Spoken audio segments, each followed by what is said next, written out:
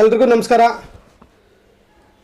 ನಾನು ಹೂಡಿ ವಿಜಯಕುಮಾರ್, ಮಾಲೂರು ತಾಲೂಕಿನ ಸಮಾಜ ಸೇವಕರು, ಕರ್ನಾಟಕ ರಾಜ್ಯದ ವನ್ಯಕುಲ ಕ್ಷತ್ರಿಯ ಸಂಘದ ಯುವ ವೇದಿಕೆ ಅಧ್ಯಕ್ಷ ಆಗಿ ಕೆಲಸ ನಿರ್ವಹಿಸಿದ್ದೀನಿ. ಜೊತೆಯಲ್ಲಿ ಕರ್ನಾಟಕ ರಾಜ್ಯ ವನ್ಯಕುಲ ಸಂಘದ ಖಜಾನ್ಸಿಯಾಗಿ ಕೂಡ ಸೇವೆಯನ್ನು ಸಲ್ಲಿಸಿದ್ದೀನಿ. ಏನು ಕಳೆದ 4-5 ವರ್ಷಗಳಿಂದ ಭಾರತೀಯ ಜನತಾ ಪಕ್ಷದಲ್ಲಿ ಮಾಲೂರು ತಾಲೂಕಲ್ಲಿ ಸೇವೆ ಮಾಡ್ಕೊಂಡು ಬಂದಿದ್ದೀವಿ.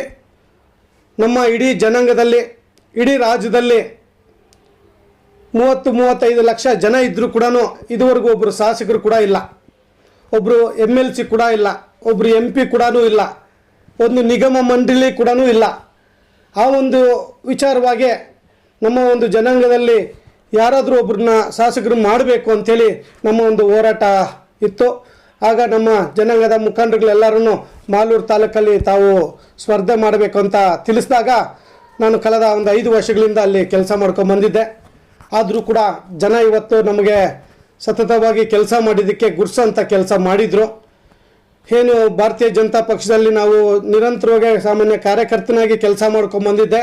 ಆದರೂ ಕೂಡ ಪಕ್ಷ ಇವತ್ತು ನಮ್ಮನ್ನು ಗುರ್ಸೋದಕ್ಕಾಗಿಲ್ಲ. ಪಕ್ಷದಲ್ಲಿ ನಮಗೆ ಟಿಕೆಟ್ ಕೊಡೋಂಥ ಕೆಲಸ ಆಗಿಲ್ಲ.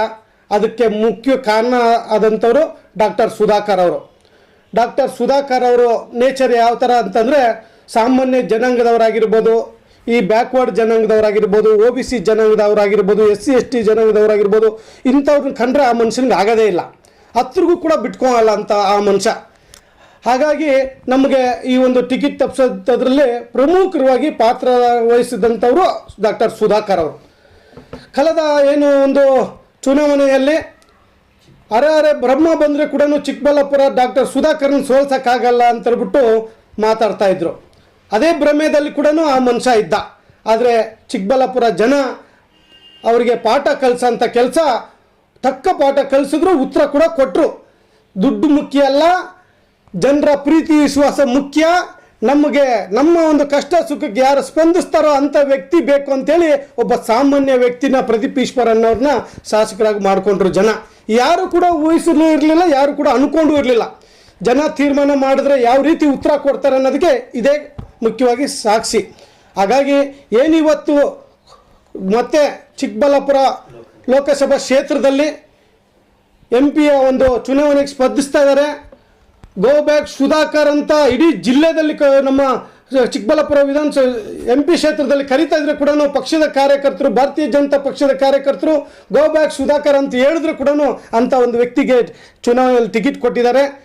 ನನ್ನ ಒಂದು ಮನವಿ, ಚಿಕ್ಕಬಳ್ಳಾಪುರ ಲೋಕಸಭಾ ಕ್ಷೇತ್ರದ ಜನರಲ್ಲಿ ನಾನು ಮನವಿ ಮಾಡ್ಕೊತೀನಿ, ಈ ಒಬ್ಬ ಡಾಕ್ಟರ್ ಸುಧಾಕರ್ಗೆ ಯಾವುದೇ ಕಾರಣಕ್ಕೂ ಮತವನ್ನು ಕೊಡಬೇಡಿ. ಯಾಕೆ ಹೇಳ್ತೀನಿ ಅಂತಂದರೆ, ಆ ಮನುಷ್ಯನಿಗೆ OBC ಜನಾಂಗದವರಾಗಿರ್ಬೋದು, ಸಣ್ಣ ಪುಟ್ಟ ಜನಾಂಗದವರಾಗಿರ್ಬೋದು, ದಲಿತರಾಗಿರ್ಬೋದು, ಬೇರೆ ಬೇರೆ ಕುಟುಂಬದವರಾಗಿ ಆ ಮನುಷ್ಯನಿಗೆ ಇಷ್ಟನೇ ಆಗಲ್ಲ, ಹತ್ರಕ್ಕೂ ಬಿಟ್ಕೊಳ್ಳಲ್ಲ. ಅಂಥವ್ರು ಬೆಳೆಯೋದು ಕೂಡ ಇಷ್ಟನೇ ಇಲ್ಲ. ಏನೋ ಅಷ್ಟೋ ಯಾರೋ ಒಬ್ಬರೋ ಬೆಳೀತಾ ಇದ್ದಾರೆ. ಇಂಥ ವ್ಯಕ್ತಿ ಏನಾದರೂ ಬಂದರೆ ನಿಜಕ್ಕೂ ಇನ್ನೂ ಮುಗಿಸೋಂಥ ಕೆಲಸ ಮಾಡ್ತಾರೆ. ಹಾಗಾಗಿ ದಯವಿಟ್ಟು ಯಾರು ಕೂಡ ಈ ಮನುಷ್ಯನಿಗೆ ಬೆಂಬಲ ಕೊಡೋಂಥ ಕೆಲಸ ಮಾಡಬೇಡಿ. ಈ ಮನುಷ್ಯನ ಸೋಲಿಸಿ ಮನೆಗೆ ಕಳಿಸೋಂಥ ಕೆಲಸ ತಾವೆಲ್ಲ ಮಾಡಬೇಕು. ಮಾಡೋದ್ರಿಂದ ಇಡೀ ನಮ್ಮ ರಾಜ್ಯದಲ್ಲಿ ಕೋವಿಡಲ್ಲಿ ಮೃತಪಟ್ಟಂಥ ವ್ಯಕ್ತಿಗಳಿಗೆ ಶಾಂತಿ ಸಿಗುತ್ತೆ, ಅವರಿಗೆ ಶಾಂತಿ ಸಿಗೋಂಥ ಕೆಲಸ ಆಗುತ್ತೆ. ಹಾಗಾಗಿ ಈ ಮನುಷ್ಯನ ಸೋಲಿಸಿ ಮನೆ ಕಳಿಸೋಂಥ ಕೆಲಸ ತಾವೆಲ್ಲರೂ ಮಾಡಬೇಕು, ಬೆಂಬಲ ಕೊಡಬಾರ್ದು ಅಂತ ಹೇಳ್ಬಿಟ್ಟು ನಾನು ಈ ಮುಖಾಂತರ ಹೇಳಕ್ಕೆ ಬಯಸ್ತೀನಿ.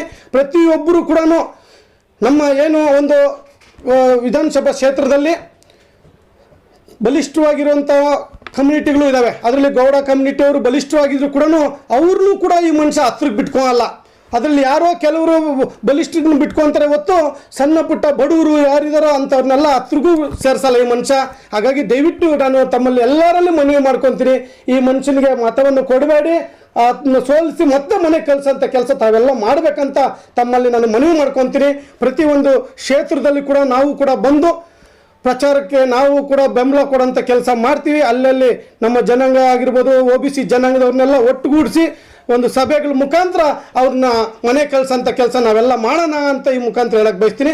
ಪ್ರತಿಯೊಬ್ಬರಿಗೂ ನಾನು ಮನವಿ ಮಾಡ್ಕೊಳ್ಳೋದು ಇಷ್ಟೇ, ಕೋವಿಡಲ್ಲಿ ಮೃತಪಟ್ಟಂಥ ವ್ಯಕ್ತಿಗಳಿಗೆ ಶಾಂತಿ ಸಿಗಬೇಕಾದ್ರೆ ಆ ಮನುಷ್ಯನ ಮನೆ ಕಳಿಸೋಂಥ ಕೆಲಸ ತಾವೆಲ್ಲ ಮಾಡಿ ಅಂತ ಈ ಮುಖಾಂತರ ಹೇಳಕ್ಕೆ ಬಯಸ್ತೀನಿ.